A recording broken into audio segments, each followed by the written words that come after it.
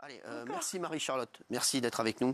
Vous avez 34 ans, vous êtes maman de 2 enfants, vous étiez jusque-là préparatrice en pharmacie et vous allez nous raconter votre histoire qui est folle. Vous arrive le moment de la vaccination et là, compte tenu de votre métier, vous avez été obligé de vous faire vacciner. Il y avait donc obligation vaccinale pour le personnel soignant forcément, donc obligé si vous vouliez continuer à travailler. Merci d'être là ce soir, parce que je sais que vous êtes très ému. Et je sais que votre témoignage est très, très attendu. Bonsoir, merci, merci beaucoup de me recevoir et me donner la parole ce soir. On est les seuls à vous recevoir. Hein. Oui, voilà. les seuls. Voilà. Vous avez contacté d'autres médias? J'ai contacté d'autres médias, oui. J'ai ça, BFM J'ai envoyé plein de lettres, même dans des journaux, des petits journaux de communes. J'ai essayé par tous les moyens de faire entendre nos voix en tant que victimes. La prochaine fois, vous passerez par Valérie Benaïm, elle a des amis dans le journalisme, elle vous fera inviter. Vous étiez contre le vaccin à la base?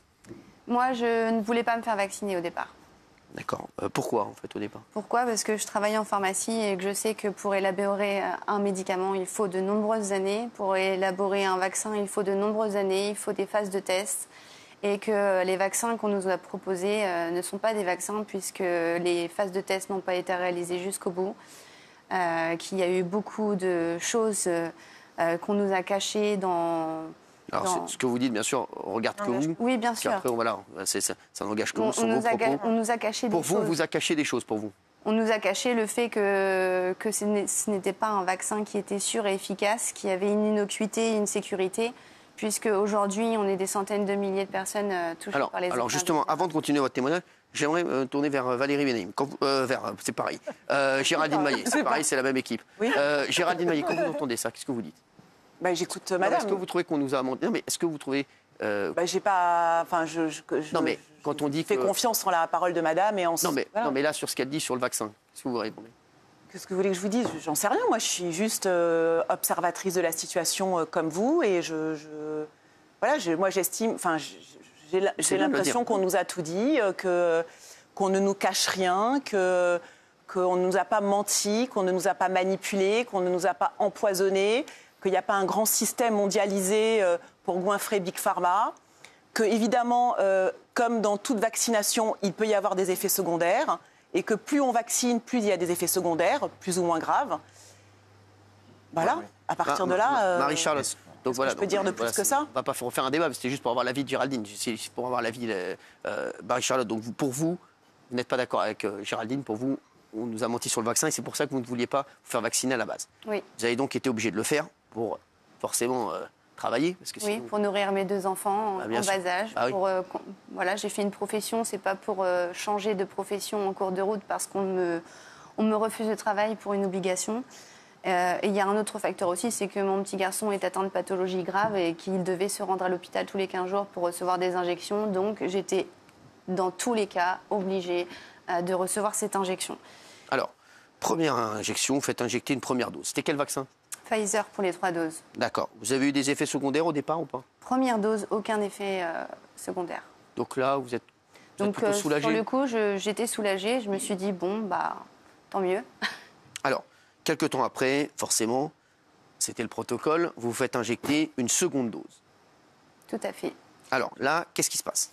Donc deuxième dose, j'ai commencé à ressentir des effets indésirables qui se sont... Au bout de combien de temps? On va dire que ça s'est apparu quelques jours après la vaccination, mais j'ai pas mis ça sur le dos de la vaccination au départ, puisque c'était des symptômes assez étranges. C'était quoi les effets indésirables? J'ai eu des soucis au niveau des cervicales, des douleurs dorsales et cervicales. J'ai eu un collier, une minerve pendant 1 mois. J'avais des troubles gastro-intestinaux assez importants. J'avais des nausées, j'arrivais plus à m'alimenter. Vous avez perdu 22 kilos? Oui, j'ai perdu 22 kilos en 8 mois. 22 kilos. Il vous dit quoi, votre médecin, à ce moment-là? Alors, mon médecin, à ce moment-là, c'était tout le début de la vaccination. Donc, il me dit, écoute, Marie-Charlotte, j'ai aucun effet indésirable remonté jusqu'à moi pour l'instant. Je ne pense pas que ce soit le vaccin. Tu sais, tu fais peut-être un burn-out. Tu as une vie assez mouvementée. Parce qu'à la base, j'étais très sportive. Donc, je faisais mon travail, mon sport, mes enfants. Enfin, voilà, beaucoup de choses. Et j'étais tout le temps à fond J'étais une femme vraiment très dynamique, donc il m'a dit, écoute, peut-être que tu es fatiguée, peut-être qu'il y a du surmenage, donc on va voir. Vous vous dites, bon, quand même perdre 22 kilos, burn-out, surmenage, ça fait quand même beaucoup. Excusez-moi, bon, après, votre médecin, il a essayé de vous rassurer, on peut le comprendre. Oui, il a essayé de me rassurer. Il était pour le vaccin, votre médecin? Le médecin de l'époque prenait sa retraite, donc du coup, lui, tous les vaccins qu'il avait connus, il n'y avait pas eu forcément de soucis, donc il a dit, il faut y aller. Voilà, il ne m'a pas dit, c'est le vaccin. Là, vous êtes avec 22 kilos en moins et vous faites injecter la 3e dose, c'est ça? Alors, je reçois, oui. Alors, j'ai changé de pharmacie entre-temps. J'ai dû déménager, donc j'ai changé de pharmacie, j'ai changé d'employeur. Et donc, quand je suis arrivée là-bas, je leur ai expliqué que j'avais eu des effets indésirables. Moi, je l'ai mis sur le dos des effets du vaccin parce que j'ai ressenti que c'était juste après la vaccination, mais je n'en étais pas sûre. Et quand la pharmacienne m'a dit, de toute façon, on est obligé de se faire vacciner puisque nous sommes tenus par la loi de le faire, donc tu vas devoir le faire quoi qu'il arrive. Et je l'ai fait. J'ai fait la 3e dose. Et là, ça a été le début de l'enfer pour moi. Ma vie, elle a complètement basculé. Alors, on va vous raconter ça à 21h07 en direct sur C8. Vous vous écroulez 2 heures après l'injection. Oui. Est-ce que, avant la 2e dose, est-ce que vous aviez, ou avant la 1re dose, est-ce que vous aviez des problèmes de santé? Aucun. Aucun. Vous étiez sportive? J'étais très sportive. Rien. Je faisais de la course à pied, des semi-marathons, de la natation sportive. Aucun problème de santé? Je n'avais pas de problème de santé. Donc, la 3e dose, vous écroulez 2 heures après l'injection. Oui. Qu'est-ce qui se passe? Juste après l'injection, j'ai commencé à ressentir des douleurs qui montaient, donc du bras au site d'injection. Direct après? Oui. Ouais. Ça montait, c'est monté jusqu'au cervical. Ensuite, j'ai été prise d'une violente migraine, une céphalée vraiment assez impressionnante. J'ai eu la vue qui s'est troublée. J'ai commencé à avoir des nausées, à ressentir comme un état grippal en fait. Et j'avais de la fièvre. J'ai mes jambes qui commençaient à flageoler, je tenais plus sur mes jambes. Et une énorme fatigue, ça m'a pris vraiment très très vite. Donc j'ai eu énormément de mal à finir ma journée. D'ailleurs, mes collègues l'ont vu, hein. Elles m'ont dit « Waouh, mais qu'est-ce qui se passe? C'est l'injection qui te fait ça ?» Bah, voilà. Alors, on vous dit que vous avez une galactorrhée, c'est un écoulement surabondant de lait pendant la période de lactation. Une mélanose, c'est une apparition de pigments noirs sur des parties du corps. Les médecins... Ça s'est apparu le lendemain matin quand je me suis réveillée. Alors, les médecins, ils pensent au départ que c'est un cancer généralisé. Oui. Alors, au début, en fait, je me réveille le matin et je vois du lait qui sort de ma poitrine alors que j'ai pas allaité depuis 3 ans et demi. Donc, je commence à paniquer. Et puis, je prends ma douche et là, je vois des taches noires qui ne devraient pas être là. Donc je panique et j'appelle ma gynécologue et je lui explique que je suis très fatiguée, que je ne suis pas bien du tout, j'ai des douleurs osseuses, j'ai l'impression d'avoir été percutée par un camion. Et sur le coup, je ne lui dis pas que c'est la vaccination parce que je voulais avoir l'avis de spécialistes. Et donc elle me reçoit en urgence. Elle me prend dans son cabinet et là, elle panique complètement. Je la vois courir partout dans le cabinet. Elle me dit, mon Dieu, je pense qu'il y a un cancer ou alors il y a une tumeur quelque part au cerveau. Il faut absolument qu'on aille vérifier ça tout de suite. Vu l'abondance des symptômes, elle a pensé que c'était une métastase d'un cancer. Donc tout de suite, j'ai été prise en urgence par une dermatologue pour aller vérifier si les taches étaient malignes. J'ai fait dans la foulée, dans la même journée, des prises de sang, des échographies pour vraiment vérifier au plus rapide. Et donc, la gynécologue me dit non, c'est bénin, y a pas, c'est vrai que c'est très inquiétant. La dermato me dit ça. La gynécologue me dit bon, on va suivre, on va faire d'autres analyses. Et elle me donne le conseil d'aller voir d'autres généralistes. Donc, je change de médecin. Justement. Et là, on vous diagnostique à un moment une pyélonéphrite aiguë, puis une maladie neurologique sévère et incurable, une encéphalomyélite myalgique. C'est ce que vous avez actuellement. Quels sont les effets? C'est quoi les symptômes? Alors, l'encéphalomyélite myalgique, c'est un collégial de médecins internistes qui m'ont diagnostiqué cette pathologie-là parce que j'étais hospitalisée j'étais dans un état très dégradé pour mon âge, avec tellement de symptômes que, en fait, tout le monde était perdu. Tous les spécialistes étaient perdus, ils ne comprenaient pas. J'avais plus d'une 40aine de symptômes Et donc, ils ne comprenaient pas d'où ça venait et pourquoi aussi rapidement et pourquoi mon état se dégrade aussi rapidement. Et là, on m'annonce que j'ai une encéphalomyélite myalgique. Donc, c'est une maladie neurologique multisystémique qui atteint le système immunitaire, le cerveau et tous les organes. Et c'est une maladie qui est incurable, pour laquelle il n'existe aucun traitement. C'est fou. Il y a énormément de malades en France. On était 250 000 avant les injections Covid. Maintenant, on est plus de 300 000 à être atteints de cette pathologie. Alors, justement, parce que c'est le 12 juin 2022, oui. Pour la première fois, et si vous nous rejoignez à 21h11, c'est là. Plus important. Plus important, il est là. 12 juin 2022. Pour la première fois, un grand spécialiste fait le lien entre votre maladie et le vaccin. Tout à fait. Qu'est-ce qui se passe ? J'ai été confiée, on m'a mis dans les mains d'un très grand spécialiste de cette maladie. Parce que je vais vous répondre très clairement, on m'a dit, en me diagnostiquant cette pathologie, qu'on ne la connaissait pas, qu'on ne savait pas comment elle était apparue, etc., comment la traiter. Donc on m'a dit, allez voir un spécialiste qui s'y connaît. Et ce spécialiste-là m'a dit, je suis là pour vous écouter. Et il m'a répondu très clairement, vous n'êtes pas la première et c'est le vaccin, c'est l'injection Covid contre le Covid qui vous a mis dans cet état. Et il me l'a écrit noir sur blanc. Alors justement, vous avez même une lettre de l'ANSM oui. Qui reconnaît que vos problèmes de santé sont liés au vaccin. Oui, j'ai eu un retour de l'ANSM parce que j'ai déclaré auprès de la pharmacovigilance mes effets indésirables puisque j'avais énormément d'effets. Donc ça a été on a pris les choses très au sérieux. J'ai été portée plainte, j'ai déposé des dossiers auprès de plein d'organismes.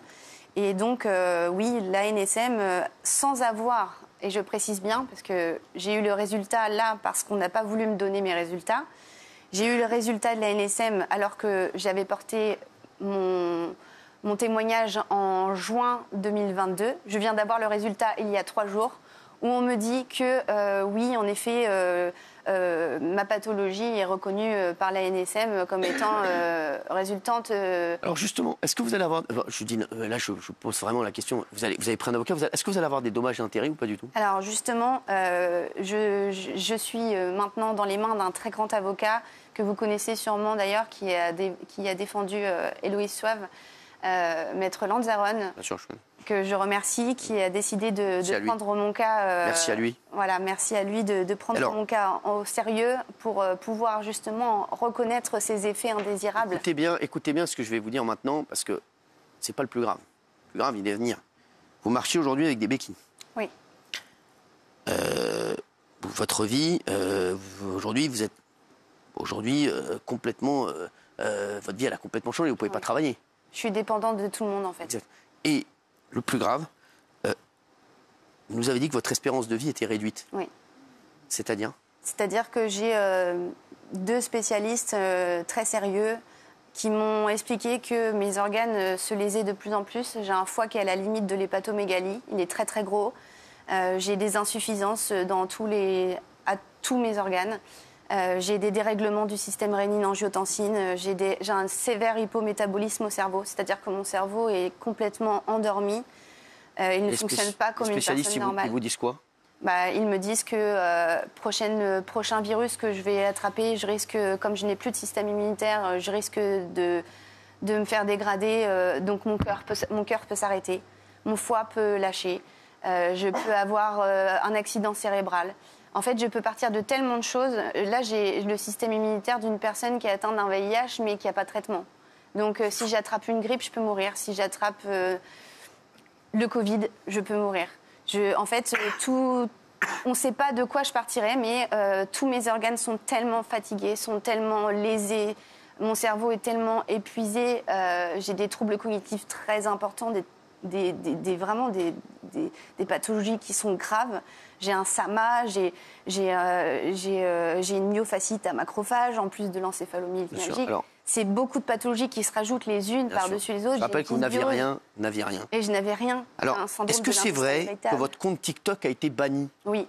Alors, je vais vous dire, j'ai fait une vidéo tout à l'heure sur un nouveau compte que j'ai créé en disant que je passais ce soir avec vous et elle a fait 10 minutes. Non mais c'est incroyable, vous vous rendez compte 10 minutes. Et j'ai été immédiatement censurée. 30 secondes sur la liberté d'expression. Oui, mais ce que je veux dire, c'est que des cas aussi dramatiques et bouleversants, il y en a avoués par la NSM, des dizaines de milliers, c'est 126 000 reconnus, dont 25% graves. Et on dit en général que porte plainte à la NSM qu'un cas sur 10. Et ça, c'est les chiffres officiels, c'est pas moi qui invente. Et le ministre allemand, on est le seul pays au monde qui ne reconnaît pas. Le ministre allemand a reconnu les effets secondaires. Alors après, on peut discuter en disant qu'il y a eu des effets positifs, des effets négatifs. Je demande une commission d'enquête, c'est tout parlementaire. Et je demande qu'on ait les statistiques de mortalité par statut vaccinal, par tranche d'âge. Et l'INSEE me les refuse. Parce que si on voit entre ceux qui sont vaccinés et ceux qui ne sont pas vaccinés, entre 10 et 15 ans, 15 et 20 ans, moi je demande la vérité, je ne demande pas qu'on dise oui ou non, je demande qu'on ait une commission d'enquête. Merci. Par décence pour vous, tout le monde. Au moins pour Merci, on l'a pas. Merci Nicolas Dupont-Aignan. Aux victimes et aux personnes décédées. Merci. Parce qu'il y a eu beaucoup de personnes qui sont décédées à cause de ce vaccin. Et d'ailleurs, Maître Lanzarote a défendu Eva Musso. Je connais sa maman, Michel, qui est extraordinaire, qui se bat pour sa fille depuis des années. Et Maître Lanzarote a réussi à faire reconnaître que c'est Pfizer qui a tué sa fille. Merci. Ça a été reconnu. Alors, merci d'avoir été avec nous. Merci Marie-Charlotte. Merci Nicolas Dupont-Aignan. Tout de suite, film sur C8. Merci d'avoir été. Merci.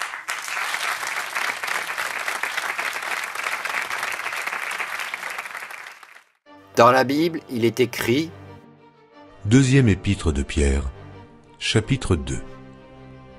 Il y a eu parmi le peuple de faux prophètes. De nos jours, les faux prophètes sont aussi comparables aux médias mensongers corrompus. Et il y aura de même parmi vous de faux docteurs. Ces faux docteurs sont comparables à Big Pharma, qui est le surnom du lobby pharmaceutique mondial multimilliardaire. Qui introduiront des sectes pernicieuses. Par la propagande de la peur, on obtient le formatage d'une pensée unique. Et qui, reniant le maître qui les a rachetés, ils renient Dieu, l'évangile, l'amour du prochain, la justice. Attireront sur eux une ruine soudaine. Bientôt viendra le jour de leur jugement, car tout sera mis en lumière. Persévérons jusqu'à la fin. Courage! Merci de prier pour la guérison de l'âme et du corps de Marie-Charlotte et pour l'éveil des consciences par la foi dans le Dieu unique et véritable au travers du Messie ressuscité qui vient bientôt. Sinon, plusieurs les suivront dans leur dissolution et la voix de la vérité sera calomniée à cause d'eux.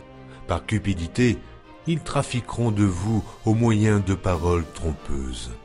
Eux que menace depuis longtemps la condamnation et dont la ruine ne sommeille point.